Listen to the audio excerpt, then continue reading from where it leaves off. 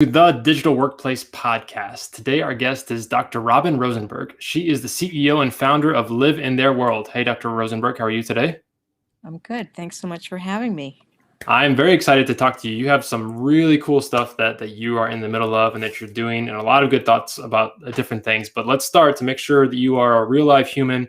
Your capture question is this: if I give you $20 to go into a grocery store, you can walk out with no guilt whatsoever. What is it that you walk away with? Today, it would be frozen yogurt. It's hot in New York City. Excellent. And do you like a flavored or just like pure regular frozen yogurt? I'm thinking vanilla for a root beer float at the moment, but All right. you never know. I can't imagine a scenario where a root beer float is like a bad idea. Like it always, it can be hot or cold. I think that suffices it. But yeah, I feel like walking away with like ice cream is always a good call. You frozen yogurt, anything like that. I'd agree with that. That's a very human answer. Okay, great. Well, yeah, you passed. Good job. So tell us a little bit about who you are, what you do with your company, and what we're going to be talking about today. Sure. I'm a clinical psychologist and became interested in virtual reality 25 years ago because it has some similarities with hypnosis, which we can talk about if you like. Yeah. And I had been certified in doing clinical hypnosis, but I thought about VR. I was collaborating on some research with using VR when Trayvon Martin was killed. Mm-hmm. And then George Zimmerman was acquitted. And that was the beginning of the surge in Black Lives Matter. Mm-hmm. And then that led to some white people to say all lives matter or white lives matter. And not that I presume to know the lived experience of being Black in America, but I wondered if VR would be helpful to really give people a sense of what the lived experience was so that they might understand better. And long story short, I ended up getting funded to do, after Me Too, to do some research on whether we could do it for gender. Mm-hmm. And we got great results. And so then I launched the company.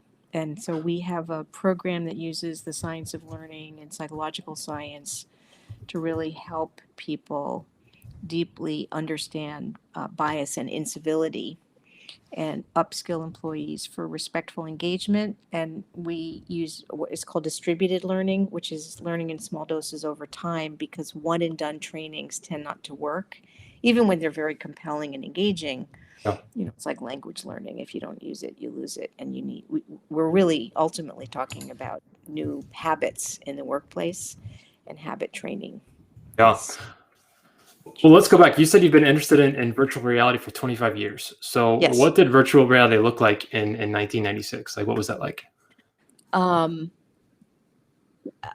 So I don't know because I was reading about it. So what happens, I was doing clinical hypnosis. So for example, if you had an elevator phobia, I mean, back then, I like to say before there was VR, there was hypnosis. Okay. So if you had an airplane phobia, which is actually a better example, right? I would use hypnosis to treat you. So I would put you in trance and have you imagine, things leading up to an airplane flight and then an airplane flight. And we know from neuroimaging studies that when you're in trance, the parts of your brain that are creating this trance experience register the experience as real. So when there was a psychology of VR literature that started, 25, 30 years ago, and it was described, I thought, wow, isn't that interesting?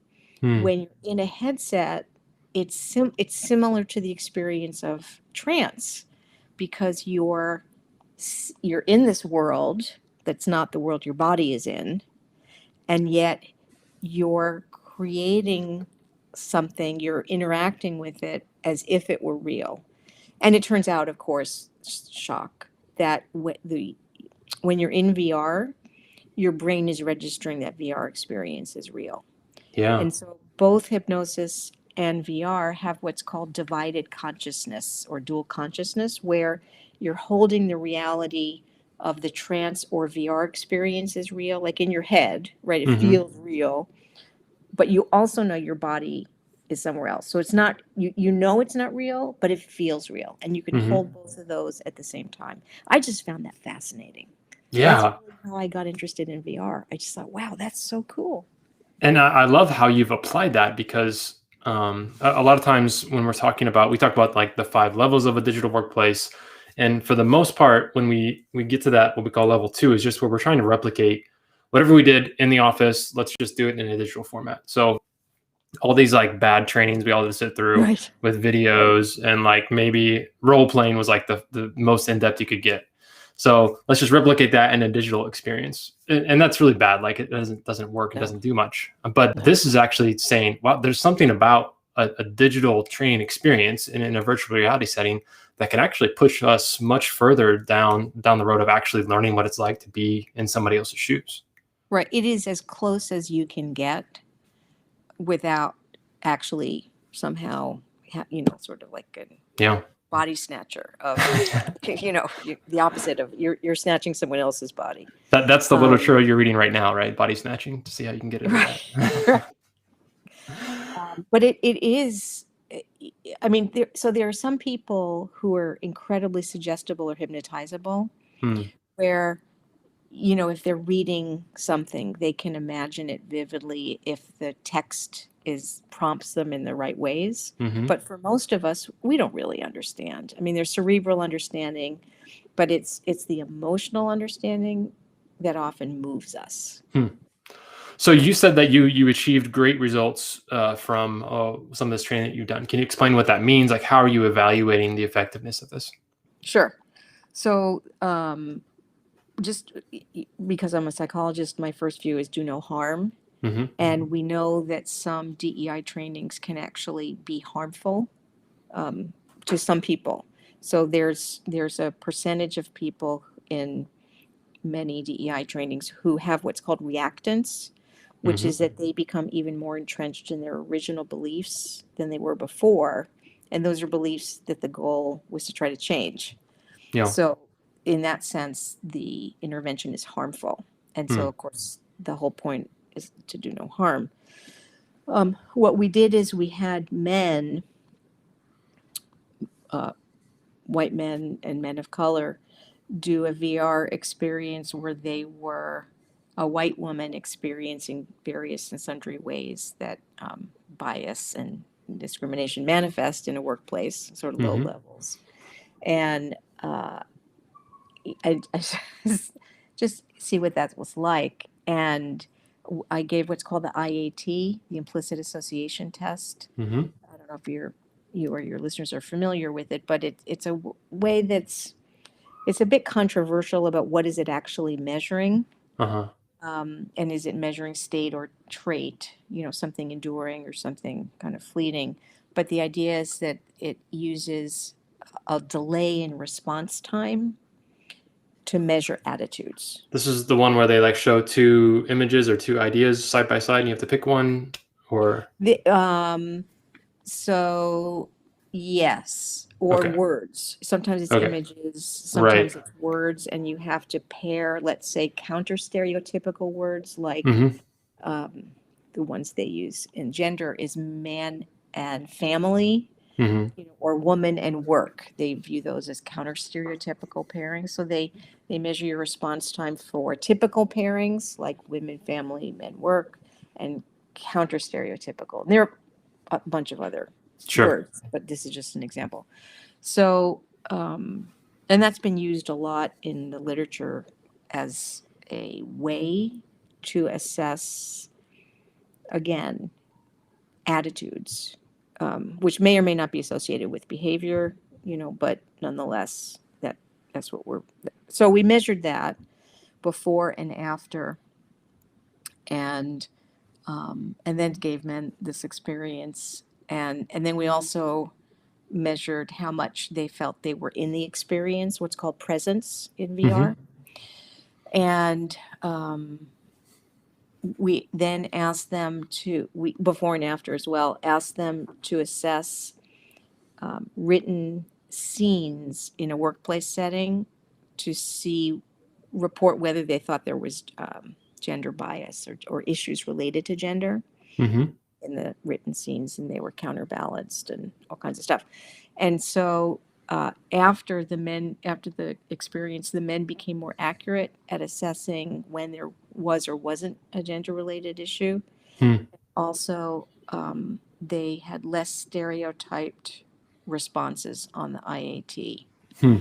So, but and that's great. And I respect data, but what was also rewarding is that the men, we asked them to write any comments they wanted afterwards, and, Sure. and they were very effusive about how this was the best training they'd ever had, and wow, and how my fiance told me about one of these scenes and I thought I understood, but I really Yeah. didn't. Yeah. Now I understand how I didn't understand.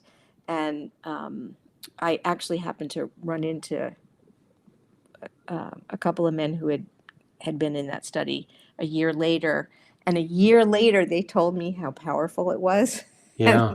and the ways that they had changed their behavior as a result of that. And that was incredibly rewarding.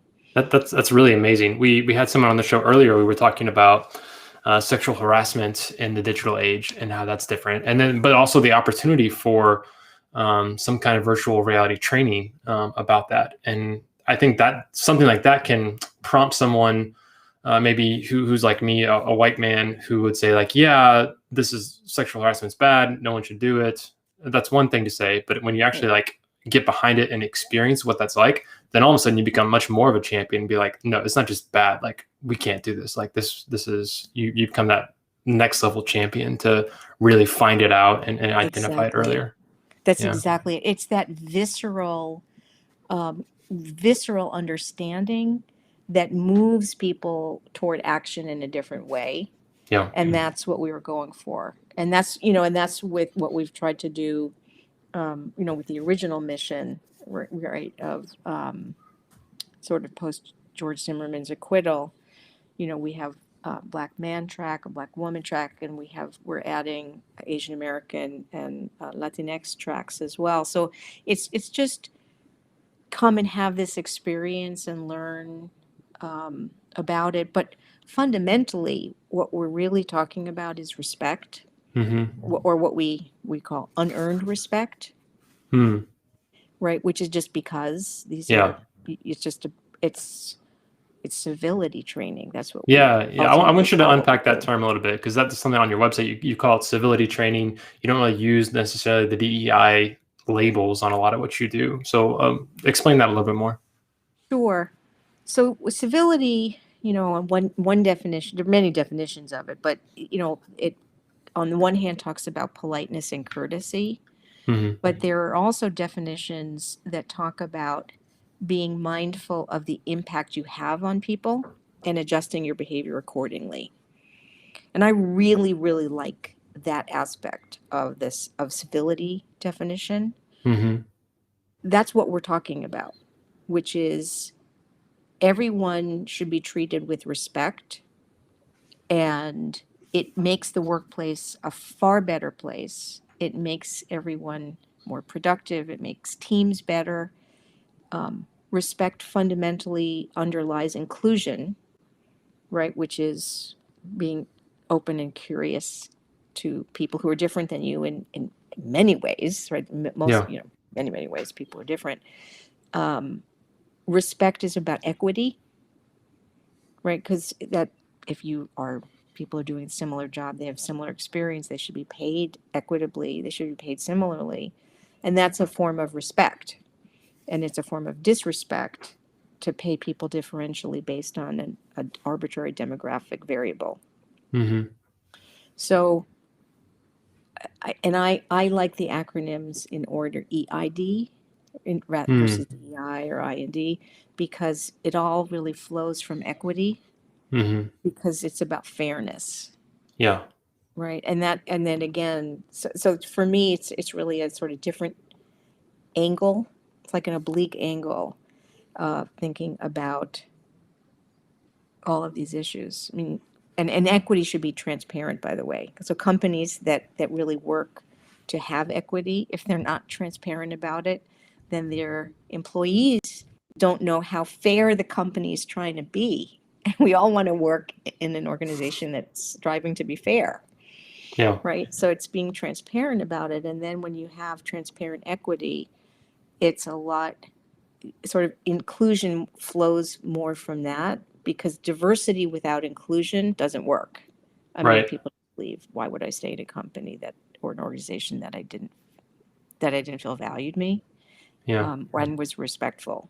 So, you know, you really need to have inclusion to have diversity work, and ultimately equity seeds the grounds for inclusion. Yeah. No, I love that a lot. There was something we had talked about earlier where you said you had gone through an experience of learning what it's like to be tall. Like in Yes. one of the scenarios that was there, which I find fascinating. I myself am quite tall. And I can recognize that I probably live a different life because of that and have different experiences because of that. But would you share a little bit about what that was like for you? Sure. So I'm 5'2", and I have, from time to time, more when I was younger, wondered what it is like to go through life tall, Yeah. because our society does confer all kinds of advantages on tall Yeah. people. And we filmed one of our one of our mail tracks. The person was standing, so the camera was at his eye level, so I was his height in VR, and it was really disorienting. I mean, first of all, it felt like I was, you know, dizzy or something. Yeah. It was very strange. Um, but it was weird to be taller than someone else. I mean, someone else who was taller than I was. I mean, Yeah. it really is.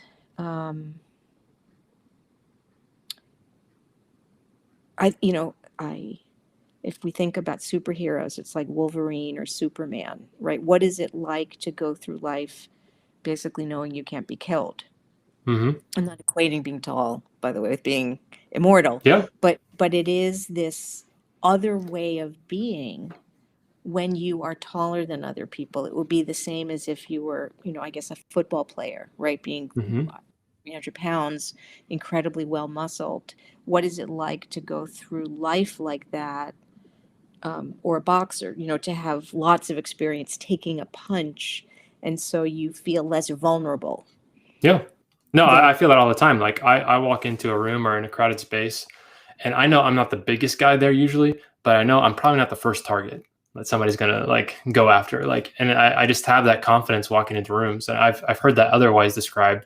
Just whiteness and maleness in general gives that, but tallness as well just feels like I can go anywhere I want, and I don't have fear. Like I can just walk into places and not have that, as opposed to constantly being like wondering, okay, who's around me? Do I need to protect myself? Like, am I safe here in different spaces? So it's just that Right. it's a something that is genuine that I feel like we should talk about. And even like if I think about the state of the world right now, for those who are still not in an office, like I wonder in virtual settings if there's more equity in terms of height, even like if people who are shorter get more opportunities for promotion and are seen as leaders more well because people don't perceive their height as much. I don't know. It's just a curiosity. Yeah, so they've actually done those studies in VR Oh, great, about great. how you relate to people, because you can adjust their height Uh in huh. VR. They've, um, and all of the social psychology studies that have been done about height, where the advantages of height are conferred in VR, Yeah, you know, when I believe VR it. gets taller. And so one of the interesting things about remote work is if people are like, um, you, it could be thought of as the great equalizer, Yeah, um, because you can't really know someone's height. I mean, I'm looking at you standing.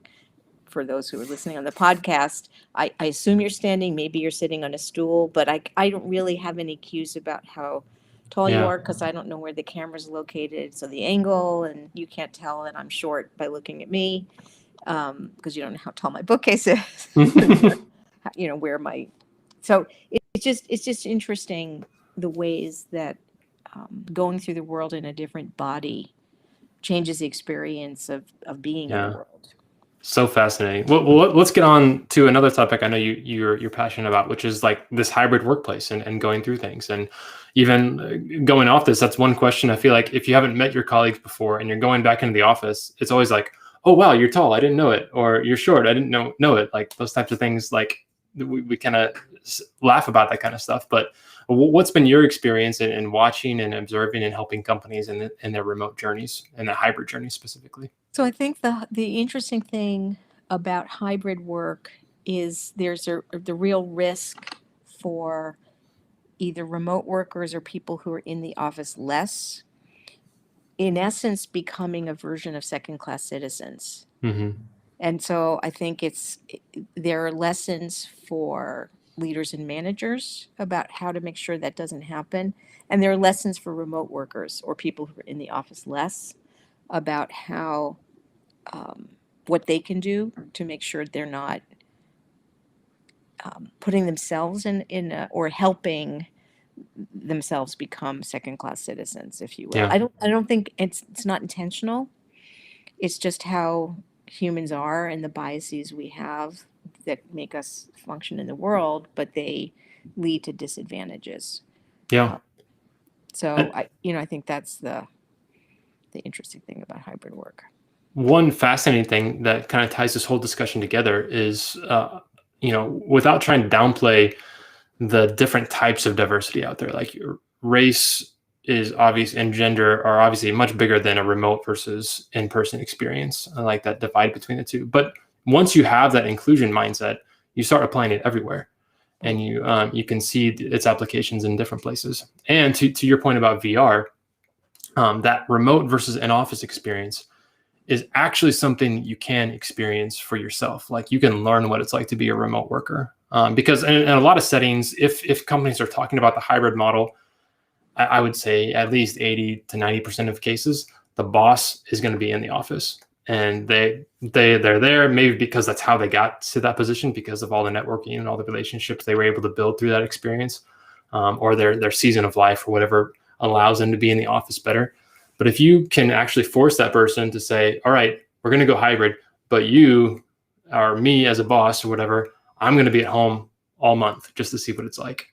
Like that's a really fascinating experience to get to actually sit in those meetings and see what it's like to actually not be able to tap somebody on the shoulder, and what limitations you have and what other advantages you get from that too. Exactly. And I think that there's this other interesting piece about being the boss versus not being the boss. Mm-hmm. Whether it's, whether it's in person or remote, but that if the boss is remote, which happens in some companies, especially with the Great Resignation, as we're experiencing now, where people are desperate for employees. 40% of people are going to anticipated to quit their job in the next near term. Yeah. And so they're going to be hiring all positions, far and wide, probably, because it's going to be hard to find people who are located in the same area to fill all the positions. And so some leaders may be remote. And what is that like also, to not be able to see your employees, to tap them on the shoulder for the duration, right? So there's having the experience to learn, but then there's really, this is what the job is. Yeah. Well, I'm so excited by what you're doing and the opportunities that you're giving to people to experience that, because and so I feel like so many ills in our world could be alleviated by just learning what it's like to be somebody else, and to be out of your skin and out of your body for a while to experience that. So thanks so much for sharing that, for doing the work that you're doing. If people are interested in this, if they want to learn about it and how they can apply it in their own companies, where should they go? They can go to liveintheirworld.com. That's our company. We have a ton of information there. And we have a hybrid leadership workshop series that we're starting, because it's to help leaders be aware and how to troubleshoot some of these issues. And I'm on LinkedIn, Robin Rosenberg. I'm the only psychologist. There are other Robin Rosenbergs, but no other psychologist. And where Live in Their World is on LinkedIn and Twitter. And so happy to hear from folks. And for those who are interested, on our website, on our publications page, we have a white paper on best practices in giving and receiving feedback. Fantastic. Well, we will have all those links in the show notes so people can check those out. Dr. Rosenberg, it's been fascinating to learn about this. And like I said before, I'm just so excited that something like what you're doing exists, because it used to be one of those things we thought, oh, wow, somebody should do that. And I'm glad that 25 years ago, you also thought the same and have been working on that this whole time. So thank you so much for being on the show.